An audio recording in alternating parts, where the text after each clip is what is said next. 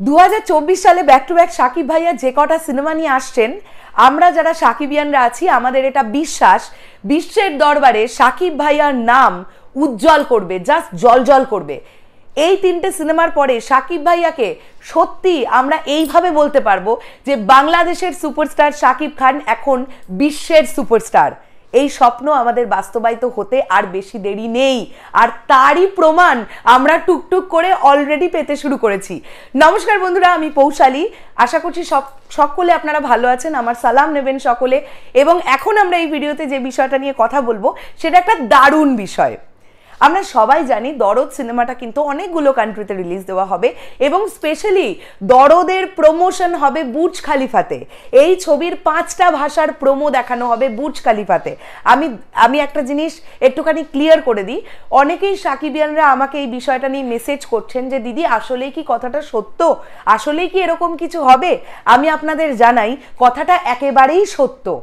এবং এত বড় করে কিছু প্ল্যানিং করা হচ্ছে, কোনো একটা জিনিস বড় করে ভাবার সময় ভাবতে তো অনেক ভালো লাগে, কিন্তু সেটা যখন কাজে করা হয় না তখন অনেক কিছু ক্রাইটেরিয়া থাকে, অনেক কিছু নিয়মাবলী থাকে। সেইগুলো ধীরে ধীরে একটা একটা করে ধাপের পর ধাপ পেরিয়ে পেরিয়ে সেই জায়গাটাতে যেতে হয়। আর এখন মোটামুটি সেই জায়গাটা অতিক্রম করে অনন্য মামুন ভাইয়া অনেকটা উপরে এগিয়ে গেছেন। তাই সাকিবিয়ানদের এই স্বপ্ন পূরণ হবে এবং বাংলা সিনেমা প্রেমী মানুষদের এই স্বপ্ন পূরণ হবে যে বাংলা সিনেমার প্রোমো দুবাইয়ের বুর্জ খালিফাতে দেখানো হবে। আমি আলী আকবর আশা ভাইয়ার একটি পোস্ট দেখলাম এবং সেখানে তিনি অবশ্যই মোস্ট প্রবলি তিনি কোঅর্ডিনেটর, আমি যদি খুব ভুল না করি। তিনি এই অনুষ্ঠানটির সঙ্গে কোনো না কোনোভাবে তো অবশ্যই তার সংযোজন আছে, কেননা সাকিব ভাইয়াকে নিয়ে তিনি পোস্ট করেন। অনন্য মামুন ভাইয়ার সঙ্গে আমি তার ছবি দেখেছি, ডেফিনেটলি তিনি এই সংযোজিত এই অনুষ্ঠানটার সঙ্গে। তো সেখান থেকে দাঁড়িয়ে তিনি গতকাল একটি ছবি পোস্ট করেছেন। আমি তো এই 3-4 দিন ভিডিও বানাতে পারিনি, আমার বোনের বিয়ে ছিল। আপনারা নিশ্চয়ই সকলে জানবেন, সকলে আশীর্বাদ করবেন আমার বোন যেন ভালো থাকে। তো ওই কারণের জন্য আমি দেখলাম আলী আকবর আশা ভাইয়া তিনি একটি ছবি পোস্ট করেছেন দুবাইয়ের একটি সেলুনের সামনে থেকে। কেন আমি এই কথাটা এত আনন্দ করে বলছি, দুবাইয়ের যারা মানুষজন তারা পর্যন্ত অপেক্ষা করছে কবে দরদ রিলিজ হবে, কবে দরদের প্রোমো রিলিজ করবে বুর্জ খালিফাতে, কবে দেখানো হবে। তারা সশরীরে গিয়ে সেটাকে নিজের চোখের সামনে দেখবে, তারা আনন্দ পাবে। আমি মনে করি দুবাইতে যারা থাকেন, যারা বসবাসকারী মানুষেরা আছেন, যারা সত্যি বুর্জ খালিফাতে সেই দিন সামনে থেকে দেখতে পাবেন দরদের প্রোমো চলছে, আপনারা অনেক বেশি ভাগ্যবান। প্রথমত সাকিব ভাইয়ার মতন একজন সুপারস্টারকে দেখা যাবে, দ্বিতীয়ত বাংলা ছবির প্রোমো দেখা যাবে। আমরা সবাই বাংলা ছবির সাপোর্টার ডেফিনেটলি, এবং এটা আমাদের কাছে দারুণ একটা ব্যাপার। আলী আকবর আশা ভাই বলছেন যে সাকিব ভাইয়ার ছবিটা দেখে তিনি যখন ওখানে গেছেন তো দৌড়োদৌড়ি করে কয়েকজন এসেছে এবং সেলুন থেকে তারা বেরিয়ে বলছে দাদা কিছু কি হয়েছে, এবং সেই কথা চলতে চলতে বিষয়টা এরকম হয়েছে যে দাদা শুনতে পাচ্ছি এরকম বুর্জ খালিফাতে প্রোমো রিলিজ করা হবে, কথাটা কি সত্য? তো তখন আলী আকবর আশা ভাই বলেছেন যে অনন্য মামুন ভাইয়া যখন কথা দিয়েছেন সেই স্বপ্ন তো পূরণ হবে। আর আমি সত্যি অনন্য মামুন ভাইয়াকে অনেক বেশি বিশ্বাস করি।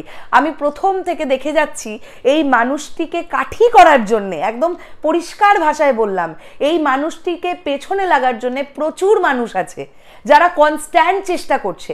অনন্য মামুন ভাইয়া কিন্তু আজকে সত্যি প্রকৃত অর্থে বাংলা সিনেমাকে আজকে ওপর দিকে নিয়ে যাবেন বলে এত বড়ভাবে স্বপ্ন দেখেছেন। হ্যাঁ, অবশ্যই স্বপ্নটা দেখতে হবে একজন সুপারস্টারকে সঙ্গে নিয়ে, না হলে সেই স্বপ্ন বাস্তবায়িত হওয়া খুব মুশকিল, এটা একদম সত্যি কথা। তাই বাংলাদেশের one and only superstar Shakib খানকে ছাড়া এটা পসিবল ছিল না। তাই প্রথম ধাপটা সাকিব ভাইয়াকে নিয়ে দরদের প্রোমো লঞ্চ হবে বুর্জ খালিফাতে, ফার্স্ট টাইম কোনো বাংলা সিনেমার প্রোমো। এটা আমাদের কাছে অনেক অনেক বেশি গর্বের।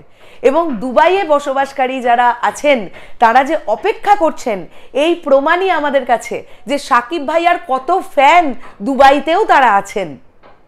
তারাও দরদ দেখতে যাবেন এবং দরদ দেখলে সেখানে যদি দরদ ওয়ার্ড অফ মাউথে স্ট্রং হয়, লোকের মুখে মুখে যদি ছড়ায় ছবিটা ভালো হয়েছে, মানে বাইরের কান্ট্রিগুলো থেকেও একটা ভালো কালেকশন আসবে। তাহলে কি হবে, এর পরবর্তী সময় এসকে মুভিজের ব্যানারে সাকিব ভাইয়া যে ছবি করবেন সেই প্রত্যেকটা ছবি এত বড়ভাবে রিলিজ দেওয়ার একটা প্রবণতা কিন্তু প্রযোজকদের মধ্যেও আসবে।